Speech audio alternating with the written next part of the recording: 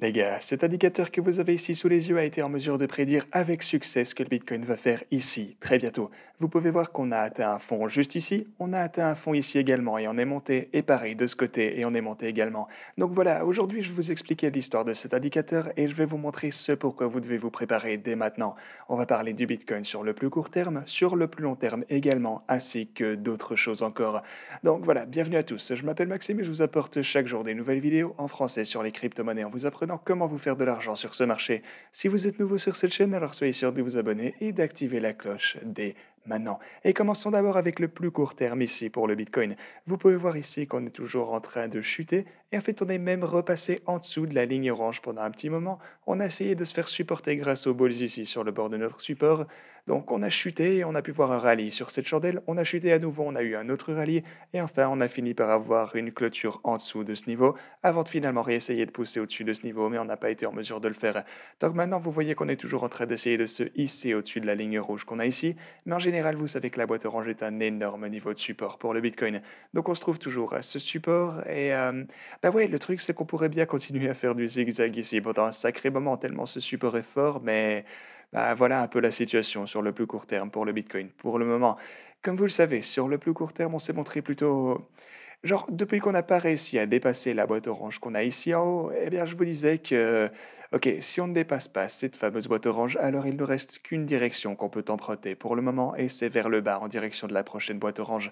Comme vous le savez, j'aime trader au sein de ces niveaux de support et résistance vraiment super définis, et ben voilà, si on ne peut pas percer cette ligne orange, ou plutôt cette boîte orange qui se trouvait ici en haut, alors bien sûr, on va le plus probablement rechuter de ce côté, et il s'agit de quelque chose que je vous expliquais ces derniers temps, le fait que c'est le scénario le plus probable. Mais donc maintenant qu'on se trouve finalement sur cette boîte orange, vous savez que c'est à ce moment que je commence à accumuler davantage, que j'achète sur les supports, et à un moment ou à un autre, le Bitcoin finira bien par se ressaisir et monter. C'est quelque chose dont je suis absolument convaincu. Maintenant, combien de temps ça va nous prendre? Eh ben, on verra bien.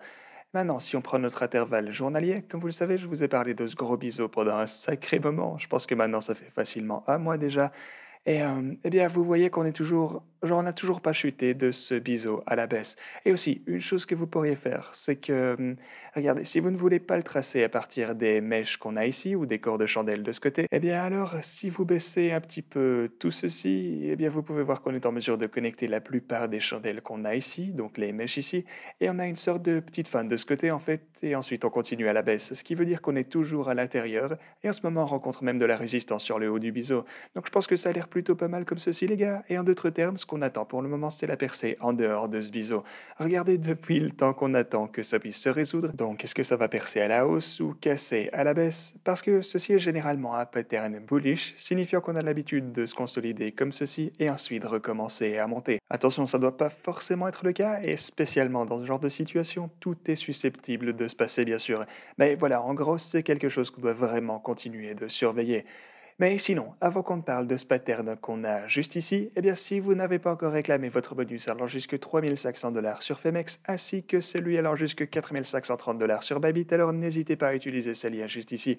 Aussi, vous avez un bonus sur ces trades si vous souhaitez utiliser cette plateforme, et là vous aurez jusque 8 000 $ grâce au lien que vous avez juste ici. Mais parlons un petit peu de tout ceci, parce que ce que vous avez ici sous les yeux, c'est ce qu'on appelle le canal de Donchian ou Donkin.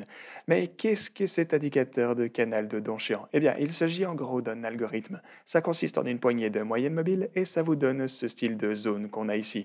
Et donc, cet indicateur est en mesure d'identifier des extrêmes bullish et bearish qui sont propices à des renversements, ainsi que des cassures et des percées et des tendances émergentes. Ok, mais alors concrètement, qu'est-ce que tout ça nous montre? Eh bien, la première chose qu'on peut voir ici, c'est qu'en ce moment, on est en train de toucher le fond de ce fameux canal de Donchian.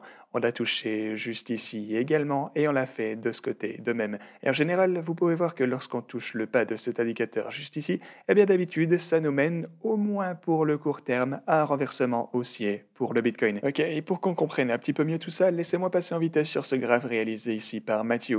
Là, il nous indique plus précisément ce qui s'est déroulé par le passé lorsqu'on a touché le bas du canal ici. Donc de ce côté, on est monté de 81%, ok? Ensuite, ici, on est en fait monté de 10 000 ce qui est juste totalement dingue. Juste ici, après, on est monté de 47 on est monté de 343 de ce côté. Ici, on a une plus petite occasion avec une poussée de 38 on a ensuite 65 ici et ensuite une plus grosse occasion avec 1500 ainsi que finalement 140 juste là. Et donc maintenant, on vient encore de toucher le fond du canal. Donc cette fois, de combien de pourcents est-ce qu'on va pouvoir monter? Est-ce qu'on va en fait pouvoir monter de quoi que ce soit? Eh bien, au fil de l'histoire, on voit bel et bien que généralement, on a une poussée de la part du Bitcoin. Donc voilà définitivement quelque chose sur lequel garder un œil pour le Bitcoin sur l'intervalle hebdomadaire. Et une autre chose à surveiller de près ici, c'est la courbe de croissance logarithmique. Je voulais un peu vous montrer tout ça parce qu'en fait, en ce moment, laissez-moi virer ce truc-là par contre. Donc en ce moment, sur la courbe de croissance logarithmique du Bitcoin, on a trouvé du support à partir de cette ligne juste ici. Cette ligne se trouve donc en ce moment aux alentours des 40 000 dollars. On a trouvé du support dans ces environs et il s'agit en fait de la même ligne à partir de laquelle on a pu trouver du support lorsqu'on a eu ce premier retrait plus tôt l'année dernière après le précédent all-time high. Donc on a chuté, on a trouvé du support ici et on a ensuite eu une autre ascension, comme vous vous en souvenez certainement. Et même si on dirait que ce sommet n'est pas plus haut que le précédent, je vous assure que c'est le cas. Ici, on a bel et bien 69 000 dollars et ce sommet ici est à 64 000 dollars.